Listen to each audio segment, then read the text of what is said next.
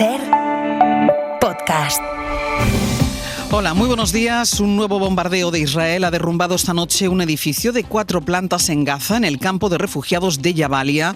Hay al menos 4 muertos y según las autoridades locales hay 50 personas que están desaparecidas. 50 personas a las que buscan entre los escombros con los medios que tienen, o sea, con las manos y con martillos. Y así es como ha vuelto a sonar esta madrugada la franja de Gaza, donde se calculan 90 muertos, al menos en las últimas 24 horas. Entre tanto, Netanyahu culpa a los gobiernos que critican sus matanzas del atentado de ayer en Washington, cuando un hombre mató a una pareja de empleados de la Embajada de Israel en plena calle, a la salida del Museo Judío en la capital de los Estados Unidos. Sastre, buenos días. Buenos días, Barcelona. Netanyahu llega a decir: For these neo-Nazis, Free Palestine is just today's version of Heil Hitler. Que el Palestina libre, o sea, lo que gritó el asesino de Washington, es el nuevo Heil Hitler. Trump ha cerrado filas con Netanyahu ahora que empezaba a aumentar la presión europea contra él y mientras el presidente de Estados Unidos se propone asfixiar a Harvard. Ha prohibido a la universidad más prestigiosa del país que matricule a alumnos extranjeros. Dice la Casa Blanca que Harvard fomenta la violencia y el antisemitismo. Esa fue la acusación que más se extendió ayer en Israel después del atentado de Washington. Para Netanyahu son los gobiernos que le critican los que están contribuyendo al odio a los judíos y para la administración de Trump es una de sus universidades más prestigiosas quien lo alienta. Con ese argumento quiere someter a Harvard. Corresponsal en Washington, Sara Canals, buenos días. Buenos días. La secretaria de Seguridad Nacional, Kristi Noem, ha sido muy clara y justificaba así esta nueva ofensiva contra Harvard. They have promoted and allowed violent activity on campus. Les acusa de fomentar un ambiente violento, antisemita, tóxico y antiamericano. Insisten que la mayoría de extranjeros son agitadores que acosan y atacan a judíos y les acusa incluso de tener vínculos con el Partido Comunista Chino. Una decisión sin precedentes que Harvard tacha de ilegal y que seguramente llevará a los tribunales, tal y como hizo hace semanas cuando Trump congeló más de 2.000 millones en fondos por no ceder ante sus demandas, como cambios en la política de contratación o en los programas académicos. Jason Durman es profesor de economía de Harvard. Just outraged. People cannot believe it. Contaba ayer en la BBC que hay mucha indignación y que los alumnos están aterrorizados. Y es que la medida afecta a un 27% de estudiantes, más de 6.700, que ahora deberán buscar otra universidad para no perder su visado y que además suponían también una importante fuente de ingresos para la Universidad de Harvard. Entre las últimas declaraciones que ha hecho Donald Trump están también estas palabras sobre el autismo.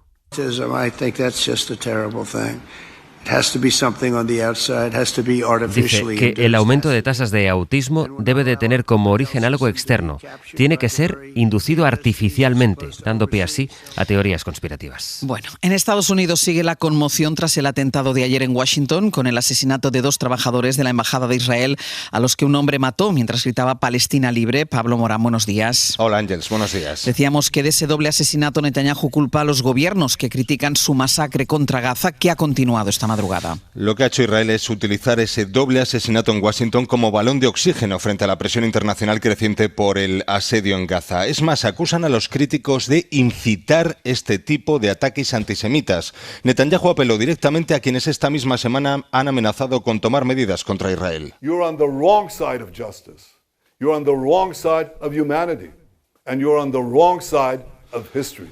Plantarse así frente a Israel es estar en el lado equivocado de la justicia, la humanidad y la historia, defiende Netanyahu. Su ministro de Exteriores fue todavía más explícito. This is what happens when leaders in the world surrender to the Palestinian terrorist propaganda. Culpando a los líderes que se rinden ante la propaganda terrorista palestina, irreseñable dadas las circunstancias, a quien señaló el embajador israelí en la ONU. A los campus universitarios, horas antes del anuncio de Harvard. Netanyahu habló este jueves con Trump, no solo del asesinato, también de la aplicación de su plan para Gaza, que sigue adelante. Esta es la multitud que se agolpaba este jueves en las panaderías de Han Yunis, que pudieron volver por fin a funcionar con los primeros sacos de harina que han llegado en los camiones. Pablo, gracias. A ti hasta ahora. Hoy Pedro Sánchez se va a reunir en Estambul con Erdogan, el presidente turco, para hablar de Gaza, también de Ucrania. Ayer el ministro de Exteriores español, Álvarez, se reunió en Estados Unidos con su homólogo allí en ese país. Primer encuentro bilateral con Marco Rubio. No ha habido peticiones concretas por parte de ninguno de los dos Álvarez ha defendido el enorme esfuerzo, ha dicho, de España para alcanzar el 2% del gasto en defensa. Y en un comunicado, el Departamento de Estado de Estados Unidos ha agradecido y reconocido ese esfuerzo de España, pero le pide al gobierno español que haga más. Marco Rubio ha instado a España a que llegue al 5% del PIB en gasto militar. De Gaza, de la matanza de Israel contra los palestinos, que deja de momento más de 50.000 personas muertas, habló ayer así, y en los términos que ahora van a escuchar, Isabel Díaz Ayuso en la Asamblea de Madrid, preguntándose qué hace la autoridad palestina por su pueblo. ¿Y qué hacen las autoridades palestinas por proteger a su gente? Ni agua, ni educación, túneles para bombardear sistemáticamente a Israel. Tantas delegaciones que no pueden participar en los Juegos Olímpicos por ser mujeres. Silencio, a las mujeres señoría. en muchos países se nos niega participar en las Olimpiadas. ¿Han dicho algo? ¿Lo han intentado boicotear ustedes en algún momento? Claro que no, porque su problema es el de siempre, antisemitismo. Eso mientras la Dirección Nacional del PP, que se resistía a llamar a Netanyahu a la contención, acababa haciéndolo en línea con otros dirigentes conservadores, como por ejemplo ha hecho el nuevo canciller alemán, Merz. Es evidente que el gobierno de Israel está siendo absolutamente desproporcionado en sus actividades militares contra la población civil palestina y incumpliendo el derecho internacional. Y esto tiene que cesar.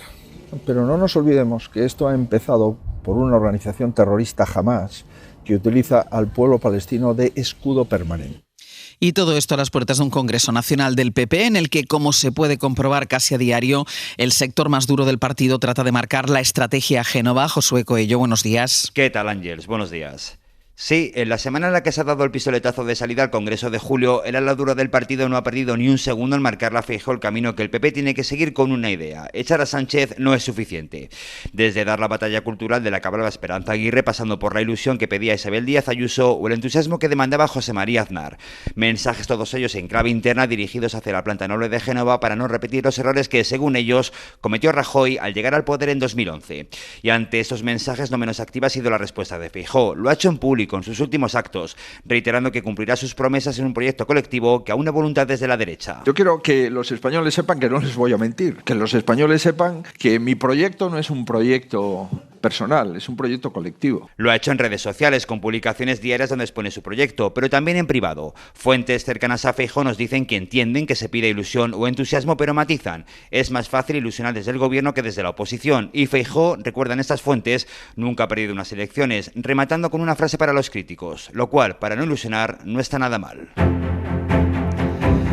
Aunque la política hoy va a seguir pasando por los efectos de la decisión de la jueza que manda a juicio al hermano de Pedro Sánchez, a David Sánchez, por el puesto de trabajo que logró en la Diputación de Badajoz. Cree esta jueza que la plaza la crearon para él. Ve inverosímil que encontrase el trabajo buscándolo por internet, y en cambio sí considera de pura lógica, es textual, que accediese al puesto porque era el hermano del presidente. Lo sienta en el banquillo, entre otros, junto al presidente de la Diputación y líder de los socialistas extremeños, Miguel Ángel Gallardo. La jueza no ha esperado a que se pronunciara la audiencia provincial. Sucede que Miguel Ángel Gallardo ha corrido mucho para ser diputado autonómico y estar, por tanto, aforado. Recogió su acta como diputado extremeño el miércoles a la 1 de la tarde y el auto que lo manda al banquillo llegó ayer, cuando ya era aforado. Isabel Vega, buenos días. Buenos días. Y la juez Beatriz Viedma ha sentado en el banquillo a David Sánchez y a otras 10 personas, entre las que se encuentra el líder de los socialistas extremeños, Miguel Ángel Gallardo.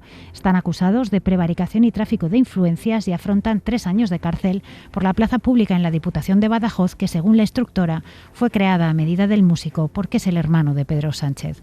Los socialistas extremeños hablan de prisas de la juez y de funambulismo. El caso es que ha dictado el auto sin esperar a los recursos pendientes en la audiencia provincial, que podrían tumbarle toda la causa. También sin saber oficialmente que solo unas horas antes Gallardo había recogido su acta de diputado en la Asamblea. Él venía acelerando este cambio, que implica aforamiento ante el Tribunal Superior de Justicia de Extremadura. De ahí que los juristas consultados vaticinen que es allí donde acabará este asunto. Y hoy declara como testigo ante el Supremo el novio de Isabel Díaz Ayuso, Alberto González Amador, en la investigación por la supuesta revelación de secretos que tiene imputado al fiscal general del Estado. Fue la abogacía del Estado, quien pidió esta testifical de Amador, investigado por varios delitos, entre ellos un supuesto fraude que motivó el correo, cuya difusión investiga ahora el Supremo. El PSOE ha registrado una proposición de ley sobre la vivienda con la que intenta centrar el debate en este asunto. Vamos a explicar en qué consisten sus propuestas, pero sobre todo qué recorrido pueden tener, porque la clave aquí es que consiga apoyos suficientes. Pablo Anzola, buenos días. ¿Qué tal, Ángeles? Buenos días. La primera pregunta, Pablo, es ¿por qué ahora? Bueno, porque esas medidas necesitan pasar por el Congreso de los Diputados para convertirse en ley. En esta propuesta, el PSOE incluye y concreta algunas de las iniciativas que el Gobierno anunció ya en enero. El presidente Pedro Sánchez presentó entonces 12 medidas, 5 de ellas eran de carácter fiscal y requieren la luz verde de la Cámara Baja. ¿Y el PSOE qué propone? Bueno, quiere apretar al máximo la palanca fiscal para intentar intervenir en el mercado y movilizar vivienda, y lo hace básicamente con castigos y con premios en materia de impuestos. Penaliza por un lado a los pisos vacíos, con un nuevo impuesto estatal todavía por definir, y también a los alojamientos turísticos, que pasan a tributar como un negocio a través del IVA. Hasta ahora estaban exentos, ahora se les impone un 21%. También se gravan al 100% las compras de vivienda de extranjeros de fuera de la Unión Europea, es decir, se duplica su precio para, dicen desde el Ministerio, frenar la especulación, y en materia de incentivos para abaratar vivienda se extienden fuera de las zonas tensionadas esas bonificaciones fiscales de hasta el 100% del IRPF para quienes abaraten su alquiler al menos un 5% o lo ofrezcan al nivel asequible que marca el Ministerio. Y lo relevante, Pablo, ¿qué recorrido tiene ahora esta proposición de ley? Bueno, el paquete fiscal tiene que debatirse en el Pleno del Congreso y, de aprobarse, los grupos podrían ya presentar y debatir enmiendas antes de que salga un texto definitivo. Por tanto, un camino largo, decía ayer la ministra Isabel Rodríguez, que quiere que eso suceda cuanto antes y pedía a los grupos anteponer el interés general. Pablo, gracias. A vosotros un abrazo. Lo que hizo ayer Pedro Sánchez, casi 7 meses después de la Dana, fue ir a Valencia a reunirse con las víctimas. Habrá funeral de Estado, cuyos representantes abrirán las declaraciones en la comisión de investigación de la Dana que se celebre en el Congreso. En la comisión de les Corts Valencianes, PP y Vox han vetado la declaración de las víctimas. Feijóo, que pidió al presidente del Gobierno que se acercara a los pueblos afectados, que no se quedara, por tanto, en Valencia capital, llegó a criticar la tardanza de Pedro Sánchez por hacer algo que todavía no ha hecho Carlos Mazón. O sea, recibir a las víctimas. Mariló Gradoli, representante de una de estas asociaciones, estuvo anoche con Aimar en Hora 25. Que en estos momentos es el que nos está dando luz y es el que tenemos esperanzas de saber dónde estaba el presidente de la Generalitat el día 29 de octubre, porque todavía hoy no lo sabemos. Sabemos dónde no estaba, que era protegiendo a los valencianos y a las valencianas, pero no sabemos dónde estaba. Será una ONG la que elabore el censo de las personas sin hogar que duermen en el aeropuerto de Barajas, según acordaron el presidente de AENA y el alcalde de Madrid, en lo que parece un primer paso para solucionar la situación en el primer aeropuerto del país. Lidia Payó. Del censo, algo que reclamaba el Ayuntamiento de Madrid desde el principio, se va a encargar una entidad social seleccionada por AENA, que también va a financiar este estudio para identificar a las personas que llevan meses durmiendo en Barajas. Maurici Lucena es el presidente. Clasificación individualizada de las personas que pernoctan en el aeropuerto de Madrid, y además AENA ha dicho muy claramente que ofrece sinceramente a colaborar en la financiación. Es un medio para un fin. El alcalde de la capital se ha comprometido a seguir monitorizando a estas personas y ha recordado que solo 14 de ellas han accedido a acudir a los recursos municipales. Vamos a seguir trabajando para generar una relación de confianza que permita que los podamos atraer a esos recursos y, por supuesto, la garantía de que el Ayuntamiento de Madrid está en condiciones de ofrecer plazas a todas aquellas personas que lo puedan necesitar. AENA ha confirmado que de momento los controles de acceso al aeropuerto se van a mantener activos. Pilar Alegría ha negado en el Senado haber estado o haber sabido nada sobre una supuesta fiesta de José Luis Ábalos en el Parador de Teruel. Lo que hizo también en su comparecencia ayer en la Cámara Alta fue citar los insultos que ha recibido en redes sociales precisamente por este asunto. Sara Selva, buenos días. ¿Qué tal? Buenos días. El PP, con su mayoría absoluta, ha utilizado la comisión en el Senado para sembrar la duda. Preguntaba la senadora del PP, Alegría, si aquella noche en el Parador se cruzó con más huéspedes. Yo no soy capaz de distinguir a una mujer que ejerce la prostitución. Yo no, usted supongo que tampoco. En fin, señora Rivas, ¿usted sí? En absoluto. Bien, pues... Pero vamos, es que yo creo que las preguntas también tienen que tener un poquito de...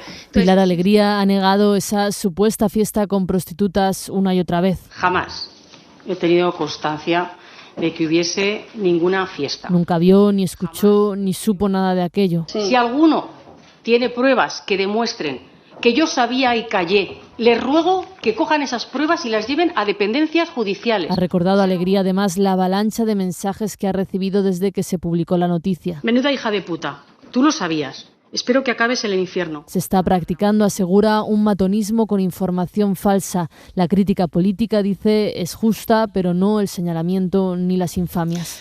Tras el boom de los 2 últimos años, los españoles han perdido interés por las letras del Tesoro. Con la bajada de los tipos de interés a la que hemos asistido en los últimos meses, otros productos privados se han ido volviendo más atractivos que las letras. Y la inversión de esta manera en deuda pública está en los niveles más bajos desde 2023. Jordi Fàbrega. La inversión de las familias en letras del Tesoro se ha reducido más de un 10% desde el pasado verano, coincidiendo con la bajada de los intereses que se ofrecen en las subastas del Tesoro, que ya están por debajo o alrededor del 2%. Según el Banco de España, en marzo el volumen total invertido por los hogares españoles superaba por poco los 23.600 millones de euros. Esos son 1.700 millones menos que en diciembre y casi 4.000 millones menos que el pasado verano. A las familias ya les sale igual de rentable invertir en letras que mantener su dinero en depósitos bancarios, y lo mismo ocurre con las empresas, que también han recortado, en este caso casi un 20%, el dinero que tienen invertido en las letras. El hueco que dejan las familias y las empresas lo están volviendo a ocupar las instituciones financieras, que han duplicado su exposición a letras en los últimos meses. Y en la agenda de este viernes, agenda cultural en este caso, el jurado del Premio Princesa de Asturias de las Artes 2025 dará a conocer hoy al ganador de este galardón, al que optan 49 candidaturas de 19 nacionalidades distintas. El premio que el año pasado recayó en el cantautor, compositor y poeta catalán Joan Manuel Serrat. Para no perderte ningún episodio, síguenos en la aplicación o la web de la SER, Podium Podcast o tu plataforma de audio favorita.